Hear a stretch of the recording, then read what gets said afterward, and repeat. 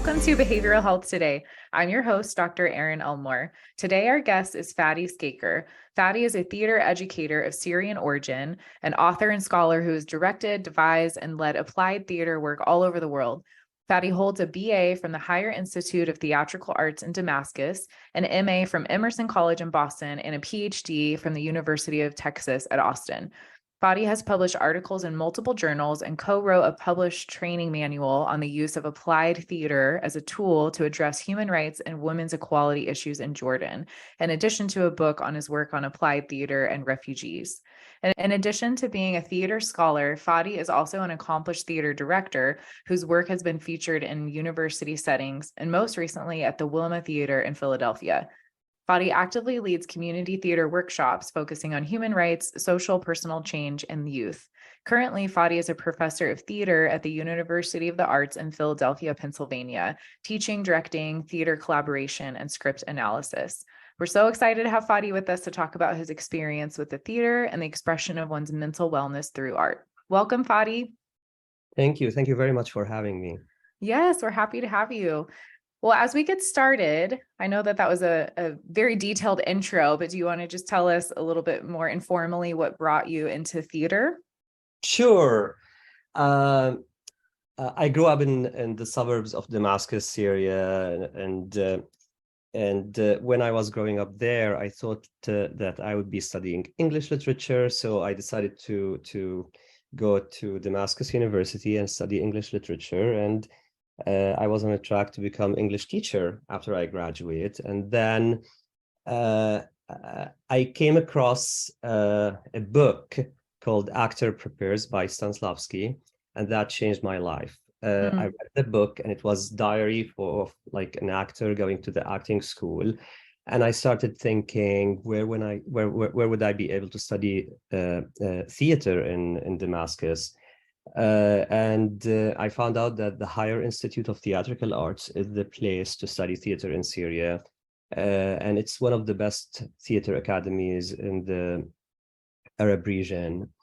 At the same time, there was a rise in Syria in the TV industry and TV serials industry, and everyone who wants to be a star and like be featured on TV, they would go to this same institution and graduate and either act or write and direct for TV. So that was like, as like a young teenager, you know, I was like, oh, I'm gonna be also a star, you know. So I started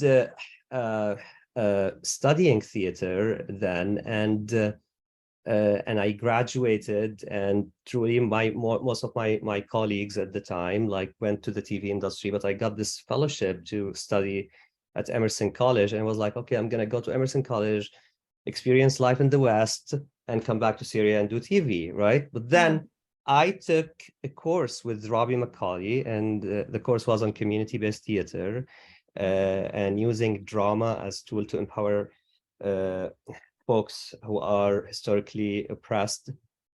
And that changed my life for the second time, and I decided that I don't want to be a star anymore.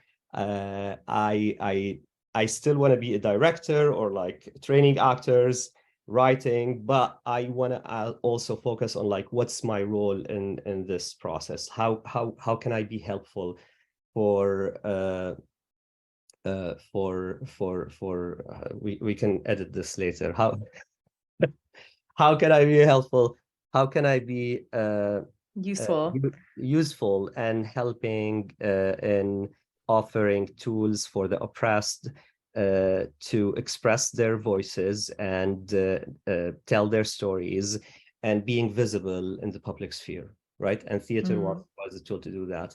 And then I finished my master's at Emerson. I went to do my PhD at UT Austin for the same reason, because like at the time UT Austin, and it's still, it's like it offers excellent PhD program in performance as public practice, where we are trained to be artists, but also like active citizens and scholars at the same time, all together, right? And I wrote my dissertation on citizenship, performing liminal citizenship, where I investigated the role of applied theater in empowering citizens to be active in their communities. And I finished my PhD and I decided to go back to the Middle East. I landed my first position at the University of Jordan in Amman, Jordan. And I started teaching directing, acting at the University of Jordan, but I still had I had my own practice outside the university where I was leading applied theater workshops in the communities and local communities to address mostly issues of men-women equality within the Jordanian context. And then the Syrian war happened, and in 2011 there was we can cut this. Syrian war is a very political word, but I know, it's so fascinating. There's so many angles you could go with on that. I know. And then in 2011, Arab Spring started in the Middle East, and Syria was affected. And in a couple of years, thousands, tens of thousands, hundreds of thousands of Syrian refugees started pouring to Jordan. And they built the biggest refugee camp in the Middle East, or even the world, on the Syrian-Jordanian border. And the same organizations I used to work with on women and men equality in Jordan before the Syrian comes in approached me to work with the Syrian refugees, mostly because I'm Syrian originally.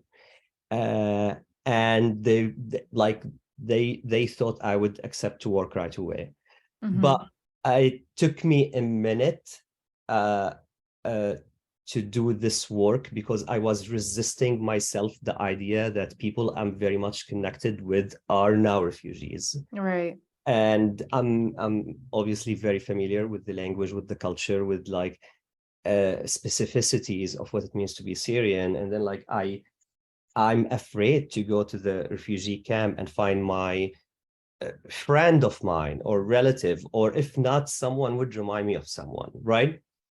So I needed to do lots of digging inside myself to accept the fact that there is a tragedy happening in Syria and it's affecting the refugees. It's producing lots of refugees coming to all over the world and to Jordan, and I'm in Jordan, and it's my responsibility to do what I can within my within the knowledge I have to help address whatever I could address, which is like a fraction. It's nothing, but So I started leading workshop with the Syrian refugees in Zatari camp and in Amman, because there were Syrian refugees everywhere, not even in the camp, but also outside the camp, right? And my work started to become more and more private. So my applied theater workshops that I started doing in Jordan were most of the time even open for the public, or we would end it up with a big presentation to the community. But then when I started doing work with the Syrian refugees, I started doing drama therapy where people are talking about their traumatic experiences, and I felt the need to make this public is not urgent. It's actually more therapeutic for the folks who are in the workshop with me. So I started doing that, and then I moved to Europe. I lived in Germany in a bit. I was a fellow at Free University of Berlin, and I did some work with Syrian refugees there. And then I went to Portugal. I was professor there for a bit, and then I came back to the US 6 years ago. Even when I was in Europe and here in the US, I still have I still have very multiple hats. I'm all the time connected to academia. I'm professor. I teach directing. I do regional theater. I do educational theater. But then all the time I'm connected with refugees issues, with diasporic identities. Trying to amplify their voices, even if the workshops are private. But I write, I talk about it. So their voice is heard, their stories, their narratives are heard all the time. Yeah. So I would say to answer your question briefly, it's like my story is like very evolving. Like it started with like, yeah, I want to be a star, and then like, oh yeah, I want to be a director, and then like and then I'm like, I'm being just like, I'm trying to offer drama tools for folks to express themselves. Yeah, what a path. I mean, that's what I was thinking while you were speaking. It's really, your journey is such an integration of so many things. And I love that it started, I think, at a very relatable level, all of us as teenagers being kind of self-centered, right? You're thinking, I'm going to be a TV star. And and then it turned into, wow, I really need to help my community. And it sounds like a lot of that perspective shift was part of your training, but still it's developmentally appropriate to then think about, how can I help the people around me and use these tools to make an impact on the world? But then it sounds like it took you by surprise that it became so intensely personal to be able to help a very specific group of Syrian refugees. But man, I can only imagine how that hit on your personal experience and the personal work you had to do to be able to hold space for those individuals and use your tools in that way. So it started as this big, like, I want to be famous. And now the work you do is very personal and quiet, but impactful. And I love how you were saying you're still taking what you hear from them and the sentiment and the trauma and the struggle they're going through and getting that message out there through writing. And yeah, I love that you're still teaching, directing, leading workshops, working in the community. I love that you're doing all of it because it seems like they all do actually fit very well together, even though I'm sure you are switching your hats quite a bit. And you also lived everywhere. So you're back in the States now. Yeah, stateside now. Yeah, I'm in Philadelphia. Yeah. Okay. Yeah. So I love also that you have that experience of seeing so many different cultures and areas, because I'm sure that plays a work into your perspective too. Absolutely. Yeah. And Yeah. yes, and even though I'm doing like I'm wearing multiple hats, but like I feel like I have a project going on. Like even for example, like I directed a play 2 years ago called I Want a Country, which is a play about the Greek economic crisis, right? Mhm. Like where like Greeks are like leaving their country because they don't feel they belong anymore because of the financial situation. But the playwright is a friend of mine, so I took his permission to adapt it and make it about like, instead of making it specific to Greeks, it's about like Syrian refugees leaving their home country, or the play I directed at the Wilma, which is about like a group of American actors trying to put on a Syrian play, but then they would meet the playwright and found out that they got it wrong. So I'm doing lots of different mediums, but like at the same time, all the time, it's like all about like, yes, what does it mean to be um, someone who had to be moving, someone who had to leave their home country and start a new life somewhere else. And like, I'm trying to address that in multiple mediums, And that's a huge trauma. That's, yeah, Mhm. very significant trauma. How have you noticed, or can you explain for myself and our listeners who may not be familiar with theater as a medium, how can professional theater be used as a tool for healing? Right. In addition to its ability to express um, people's stories, um, it's always helpful for me to go back to Aristotle, right? May he rest in peace. He wrote a book called Much respect. Yes, the Poetics. And like in the Poetics, he's like analyzing what's a good recipe for a good story to be connected, right? And he talked about something called catharsis, right? Mhm. There's a cathartic moment in every if there is a cathartic moment in every story, that cathartic moment would be the point of connection where it would help people to deal with what they are going through. Because catharsis is specifically addressing two major emotions, fear and pity. So you're watching Hamlet, for example, as a spectator, right? And you are pitying Hamlet. You're like, oh my gosh, I can't believe that someone had to go back home and found his dad killed, and his mom is married to someone else, right? And you are fearful that you'd be in Hamlet's position. Mm-hmm. And then in some moment in the show, whether it's Hamlet or Oedipus King or any other play that has very clear character journey, right? And there's this cathartic moment, you would breathe in and say, thank God this is not me, right? Mm-hmm. Mm-hmm. And that would create some form of emotional release, cleansing, purge of emotions that would help you to, you know, to connect to the story and try to reflect on your own life, right? Yeah.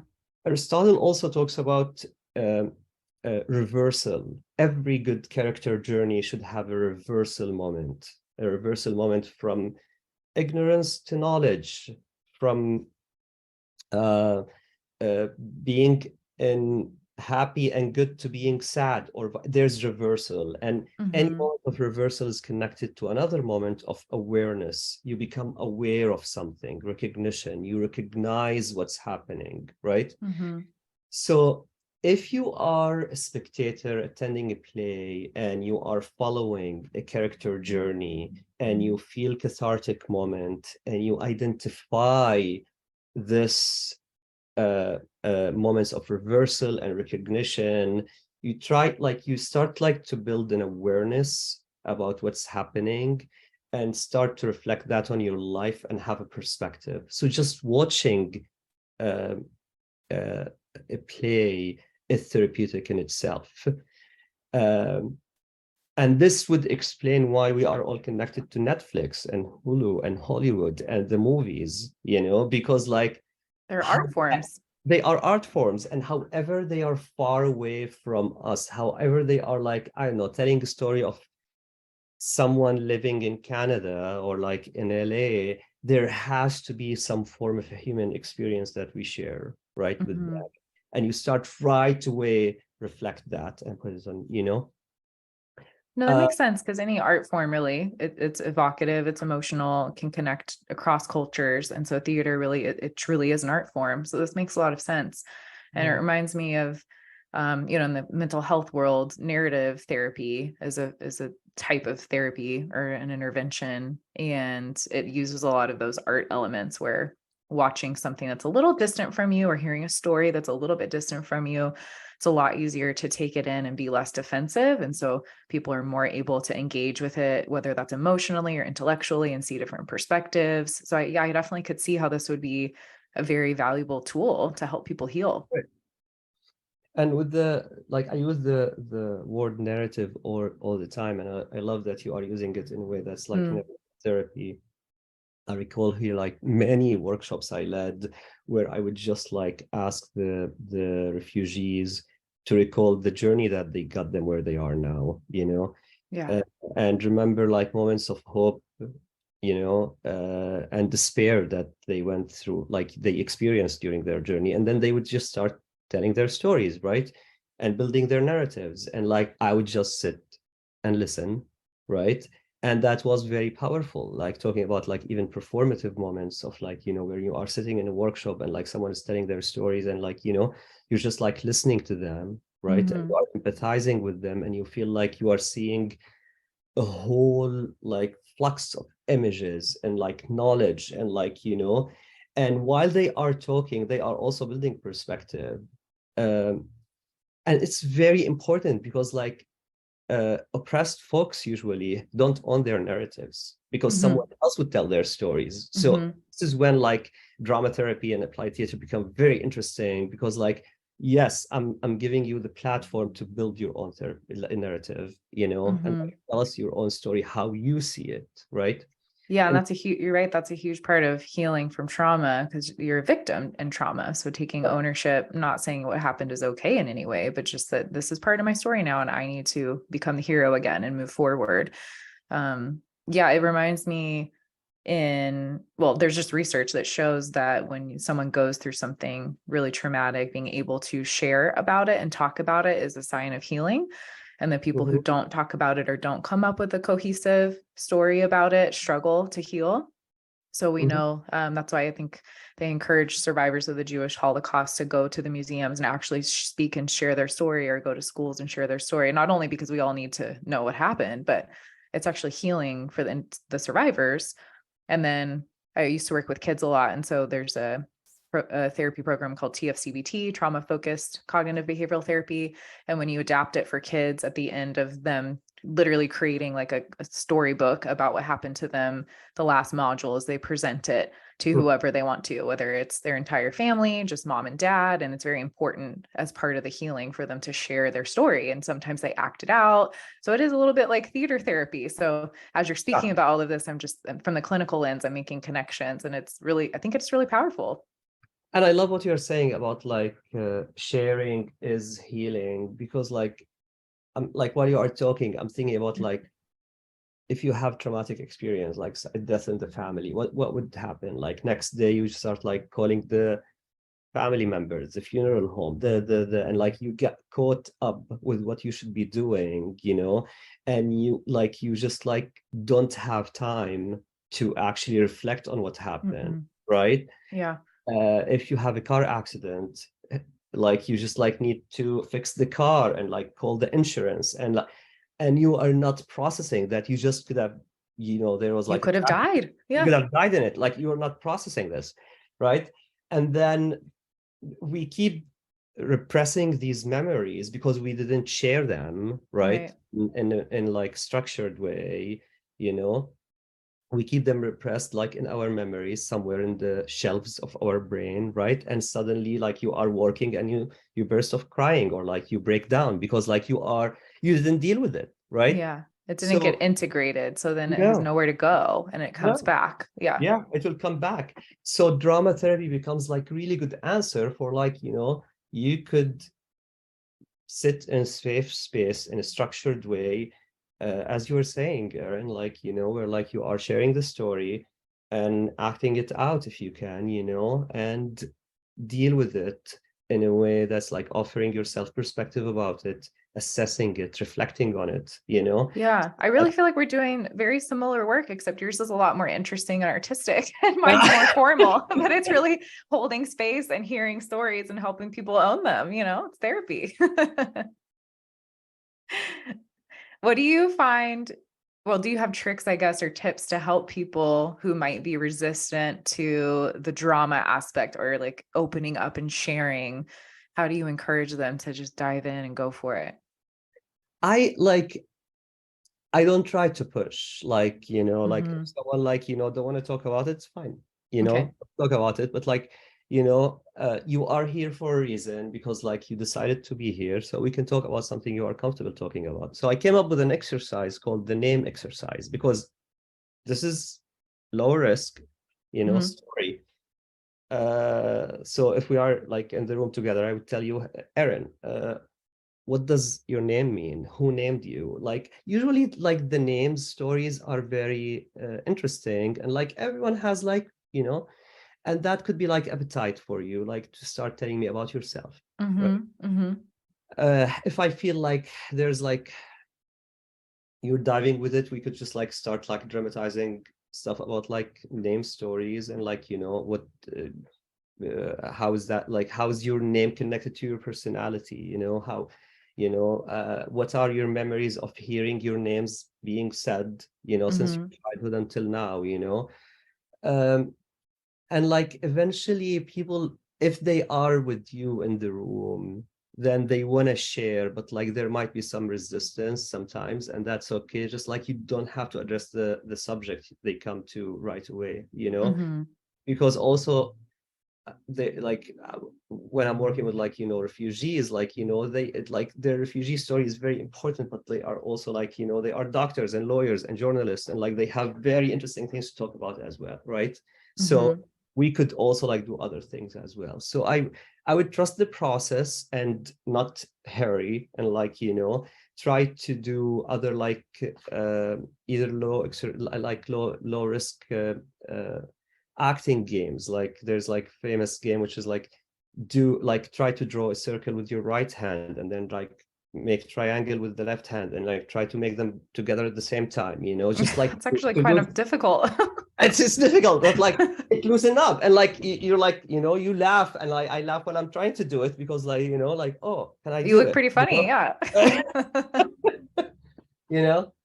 So yeah, I would trust the process.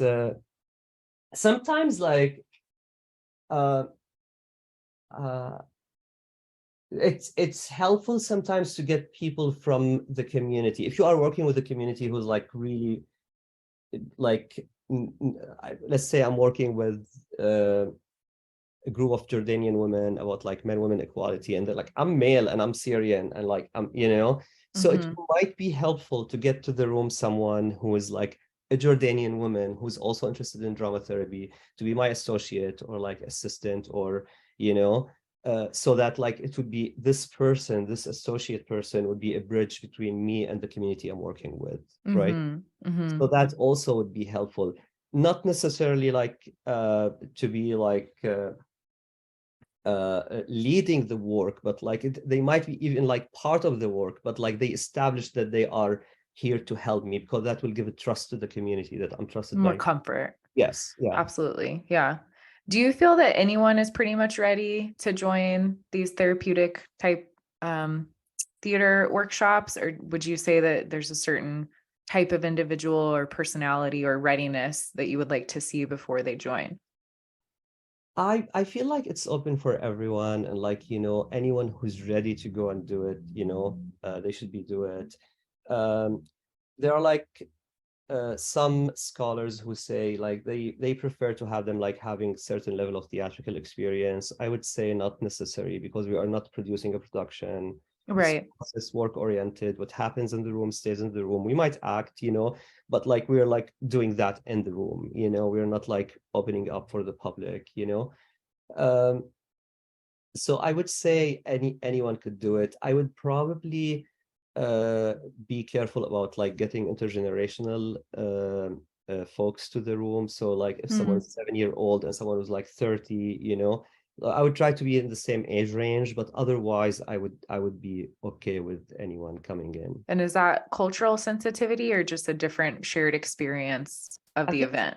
I think it's different shared experience, Mm-hmm. you know, and like we talked about resistance, but like many people actually are willing to share, and they might share too much, and like I wouldn't know if this is appropriate for a child to listen to, Sure. or, you know. Yeah. No, that makes a lot of sense. Makes a lot of sense. And then, yeah, I'm sure your criteria is much different if you're talking about hiring your actors as a director. I'm sure then you probably do want a lot of experience. But yes, Yes, as of far as the course. healing aspect of the workshops, that Yeah. makes Yeah, a good group. I think just if someone's willing to be vulnerable, it sounds like it would be a good thing for them. absolutely. Yeah. And what are signs of post-traumatic growth? So, you know, in our field, when someone's been through trauma, we look for markers of them growing, or as Aristotle would say, I think you said a reversal. It's essentially the same idea. What are some signs that you see in these workshops where people are moving forward and healing? You know, I really don't know, Okay. because I like my work is like I keep thinking like whoever is taking these workshops, or like being in a play I'm directing, or like being in my classroom, I'm very small, I'm offering very small window in their world, right? So how, like, I don't know if any change that happen is happening because of me or something else that come. Mm-hmm. But I would say like I would like to attribute that to me, but like probably not, like, you know. Well, uh, you're definitely a piece of it, but yes, I I'm a appreciate piece the of it. humility of acknowledging Yeah, there's a lot I'm of factors that go into someone yeah, healing. absolutely. Yeah. It's like going to like a therapy session, you know, and like you go to a therapy session and you start going, there is no closure that, like, you know, uh, but I would say like if I see, talking about refugees, like, you know, I work with like folks who were like in high school, and then I see them in college and they ask me for letters of recommendation. I feel like, oh, cool. Like, you You made a know, good impact. Yeah. yeah, you know, like at least they know someone who, like, you know, could write them letter of recommendation, you know, or like, you know, but and I usually like Yes, it's part of my research as well, like, but like many times I do this kind of work without like paying attention to like, oh, I need to make comments and notes and like, follow up with questionnaires and stuff. So yeah, Hmm. yeah. Yeah, I mean, it's nice in some ways because you can just be present and meet people where Right. they are. But I imagine in some ways it's also, well, I mean, you can tell me, do you ever feel like it's overwhelming or tiring? Because it's not necessarily that you're getting immediate gratification for the work you do, which as therapists, we're also familiar with that. But yeah, you're really Yeah. meeting people in the middle of a tough time and just being there, and then they move on, and then you do the same thing with another group of people. So how do you keep from burnout yourself? So you don't like we can cut this story and then we'll come back. Okay. So when I was in Jordan, I was like doing this like workshop with Zatari camp, right? And then I would go every day, drive for 2 hours, do the workshop, and come back and like teach. And then there's a scholar, Kate Wilson, who came to Jordan and like she was like writing her dissertation and she wanted to observe me working. So she would come with me and then come back and she was documenting what I do after, like everything I do. And then she noticed that I go after the workshop to the most expensive bar in Jordan in Amman and and had a beer for like $20, which is ridiculous, right? But And hey, it works. and I was like thinking, and like she brought that to my attention. She was like, "Isn't that interesting? You would be like in Zatari camp, and this is the first thing you do when you come back to Amman." And like for me, this is probably how I make sense of things, Hmm. at the time. It was your ritual. It was, yeah, like I just like, fuck it, like I'm done, Hmm. you know. Hmm. Um, I but think then that's a normal reaction. You got to decompress. probably, yeah. But then like there's like uh and then we can cut the editing. It's fine. Okay. Peter's on it. Uh, I take notes on like I took lots of notes on like lots of workshops I did. Uh, and during COVID, I started writing them down as monologues because I felt these stories were like burden on me, and Hmm. I couldn't get rid of them. And at the same time, I was teaching at the university directing, the University of the Arts, and all the directing courses went from being face to face to being online. And I started encouraging my students to do drama, radio drama, right? And then I got that fund to turn these monologues into radio drama podcast. So Wow. we produced 10 episodes. It's on Spotify. It's called the refugee monologue project, and it's just like 10 short monologues, about stories that haunted me and I couldn't get rid of, and like I was just like during COVID I wrote them down and like put them out there. Yeah. Yeah. So in a way, that was your way of processing and then letting Yeah, go of what was burdening you. I think that's super healthy. Yeah, because the work you do is so meaningful, and you're right that maybe it's just a small piece of someone's healing journey, or maybe it's a very large piece, but you have no way of assessing that, and you just continually show up and hold space and help them heal. right. So it's important, I think, yeah, as therapists, we're trained that way too, of how do we make sure we recharge so we can keep doing this? Because yeah, you're very humble about it, but it is very powerful work that you're doing. Thank you. Yeah, yeah. Well, this is so fascinating. I'm wondering if there's anything else that you wanted to share that we haven't asked about yet, whether that's about a new program that you're directing that's coming up, or any other thoughts that you wish our listeners would understand about doing theater as a mental health healing tool. Yeah, I could just like say that the work is like, yes, it's a drama therapy, but like as I told you about my podcast, like like I have an outlet in radio drama, right? uh, I'm collaborating now with the Art Museum in Philadelphia, where they have a blog, and we are getting three uh, refugees to the Art Museum, asking them to identify two pieces of arts. And we're gonna like have three short videos for each one of them, 1 minute video Oh, about cool. like, yeah. And it's like it's not therapy, right? But like it's again, it fits within my big project, which is like making the uh, refugee voice narrative stories, whatever you want to call it, visible in the public sphere everywhere. So Absolutely. yeah. Yeah. Yeah. And you have a lot of projects going on, which is so interesting. And I'm always interested in a good podcast. So I'm actually going to download that later today and start listening. It sounds fascinating. But we can leave links to all of those in our show notes too. If Right. our listeners are interested, it'll be there.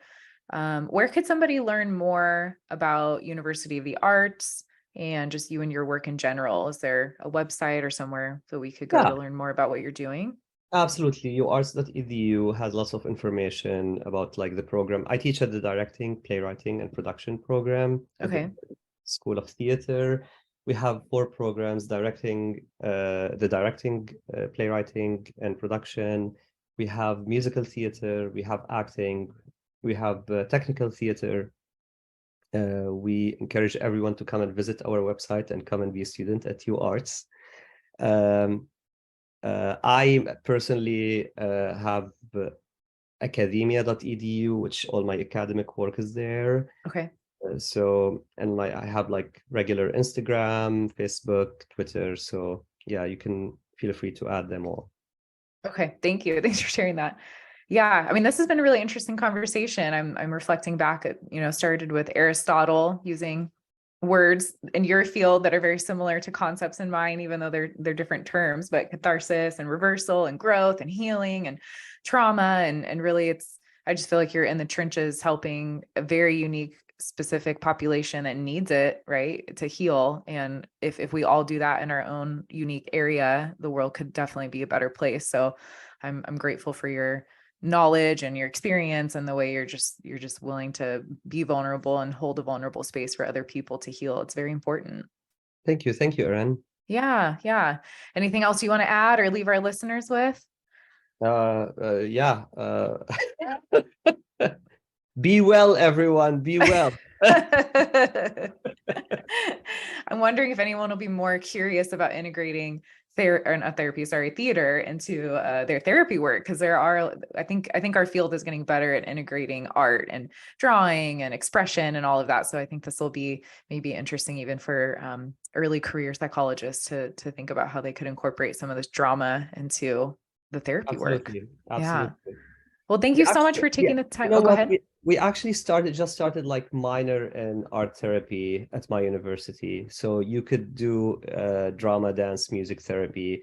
NYU has really good program as well. Like if anyone is interested, Nisha runs the drama therapy program, which is in their education school. It's very good program as well. That's helpful. Yeah. And I know somatic therapy is on the rise as well. Just, there's research about just moving our bodies and letting out the trauma and the tension is helpful too. And this kind of encompasses all of that. So, Right. yeah.